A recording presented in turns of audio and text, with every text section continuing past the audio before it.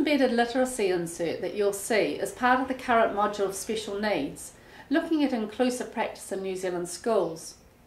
The example for the activity is based on this content. A scaffolding approach is taken to ensure all learners achieve. Previously, we've taken an essay divided into enlarged paragraphs. The students order these to recreate the essay, the first time as a whole class and the second time as pairs, using different examples. This ensures that the students meet the literacy points more than once, and it is reduced to manageable chunks of new information. In this lesson, we look at the structure of paragraphs. That is a group of sentences together that discuss one main subject or idea. Now, the main learning around this is this topic sentence is the first sentence in a paragraph and expresses the main idea. The supporting sentences follow and make up the body, giving supporting facts, details and examples about the main idea.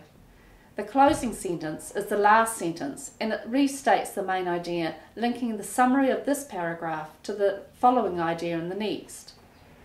The activity consists of 8 sentences printed in larger script and cut into individual strips. The students read these and they need to identify and choose the topic sentence, the supporting sentence and the closing sentence. They have to physically move the strips around to reconstruct the paragraph, so we're providing for the kinesthetic learner. In this activity we cover A, R, K of VARC, and although there is more than one possibility to complete the paragraph, there is only one topic sentence. I check in with each pair and then bring the main points to the attention of the whole class to focus on the topic sentence and the first part of the sentence, which is what you see here. Remember, we've looked at sentences before, and what we know about sentences is that the first part of the sentence is what it is all about, the main part. Okay, so that's your indication at the very beginning of what the sentence is about. The most important information comes first in the sentence. So the fact that there is one in there that says that begins the sentence with inclusion means must be the topic. Must be the topic sentence. Alright, now let's look at the closing sentence. Well, that's what I was trying to find. Maybe it's that one. It's the information that is going to lead on to your next paragraph. So what's your next paragraph going to talk about? It's not going to be saying the same as these things, that one. supporting this topic sentence. It's going to lead on to the next paragraph. Okay, so what have you got so far? You've got inclusion is...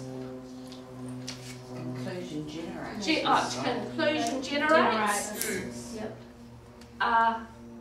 Great deal of discussion, confusion or apprehension. And so what leads on from there? And we've got true essence of inclusion. Okay, so you've and we've got a school requires. We had that, but we changed them around the other way. For what reason?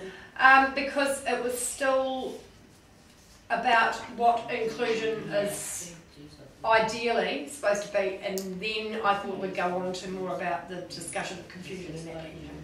Okay, good reasoning. Okay, telling me what you've got. A school requires significant restructuring to change and accommodate to a more inclusive approach. So how does that fit to the one that was just cut, that came first? It doesn't. Well, it does, because it's okay. Say why, Rachel. Yeah, it actually does. I can't see it, but it does. It's got nothing to do with the front little sentence. The first sentence that came. It's got nothing to do with it. Okay, yeah, it is. It's a completely different subject. So I wondered because it sort of made it more about the school rather than inclusion. Yeah, okay. Yeah, true. So therefore, it may be summarising plus leading you to start talking about schools. True. True? Maybe? That's not what I put last though. What did you get, Maureen and Peter? Well, I'm thinking that it is an issue that has outspoken advocates on all sides. No, so we had that too. Okay. So could you say why? Because it's just talking on inclusion. It's an issue. And so is it? It's inclusion and it's the inclusion issue. So it's supporting That's right. the topic sentence. So then it goes on So to is that right? Oh, we've actually put that There can be more than one. Yeah, we've And got then the you same go on as to well. school. It is an issue that has been outspoken advocate. And it being The inclusion. inclusion. So it does seem quite logical. After the students choose the sentences, they can read out what their paragraph says. Hearing can help some self-correct, especially partners when they're listening to their reader. Reading the paragraph aloud can help some other students adjust their selections, or as you can hear, it gives others the possibilities to think about whether there is more than one correct way to construct the paragraph. This can be a group activity. Each group could read out a part of their paragraph, and so it becomes the shared reading as well. Okay, so let's just come back to the task at hand. What I'm going to ask you to do is to read out what you've got in the order that you've got, and then say what you think is the next step. Could you start? Right, read the whole thing. Yes, your paragraph. Oh, And I want everyone else to listen to see our does it- paragraph. What do you mean? Yes. The That whole paragraph, and then where you're going. Oh, okay. Read all of it. So we don't just say Start from inclusion. inclusion generates, you mean? Mhm. Great deal of discussion, confusion or apprehension. The true essence of inclusion is based on the premise that all individuals with disabilities have the right to be included in naturally occurring settings and activities with their neighbourhood peers, siblings and friends. Quote Irwin, 1993, page 1. A school requires significant restructuring to change and accommodate to a more inclusive approach to provide services to students with disabilities as well as a host of other at-risk students, and do it in a way that ensures the success of all. According to Rogers 1993, mainstreaming has generally been used to refer to the selective placement of special education students in one or more regular education classes.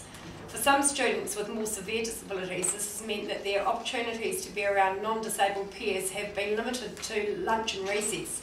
Others may also have been integrated into physical education, music, art and or vocational programs.